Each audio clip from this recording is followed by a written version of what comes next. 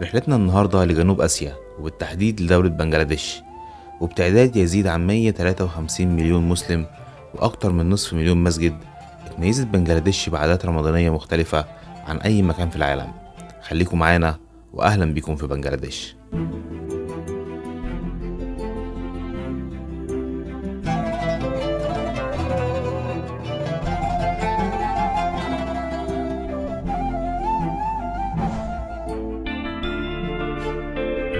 معرض الكتاب من الأحداث اللي بتتم كل سنة في كتير من الدول حوالين العالم، ولكن إقامته خلال شهر رمضان شيء ما بيحصلش غير في بنجلاديش، ودوت بسبب إقبال أغلب البنجال على شراء الكتب الدينية خلال شهر رمضان. وبيكون مكان إقامة المعرض هو ساحة مسجد بيت المكرم، اللي بيعتبر تحفة معمارية من الداخل والخارج، وبيعتبر واحد من أكبر 10 مساجد حوالين العالم، ودوت لقدرته على استيعاب 130 ألف مصلي.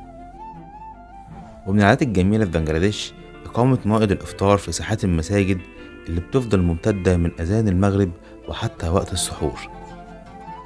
وصلاة التراويح هناك قدسية خاصة جدا، ومن النادر إنك تلاقي حد بيتخلف عن صلاتها، وده اللي بيخلي المساجد مليانة على آخرها من أول يوم والآخر يوم في الشهر المبارك، بالإضافة لحلقات الذكر والدروس الدينية اللي بتبقى موجودة كل يوم في كل المساجد.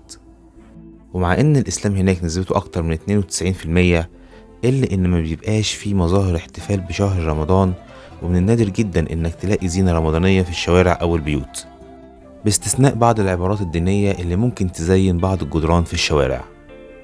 وبالنسبة للمائدة الرمضانية فالشعب البنجالي بيعشق أي حاجة مقلية في الزيت زي البياجو، ودي بالظبط زي الطعمية في عالمنا العربي، بالإضافة للرز بكافة أشكاله وألوانه زي الرز بالكاري والرز المنفوش، وده برضه بيكون مقلي في الزيت.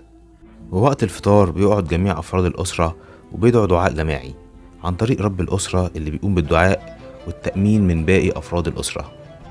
والتوزيع الأكل الجاهز على البيوت انتشار واسع جدا خلال الشهر المبارك، وده بيكون بديل للشنط الرمضانية المنتشرة في أغلب الدول العربية. ودي كانت أهم العادات الرمضانية في دولة بنجلاديش. أتمنى تكون الحلقة عجبتكم، وما تنسوش اللايك والسبسكرايب لو أول مرة تشرفونا في القناة، واستنونا في حلقة جديدة، وشكرا.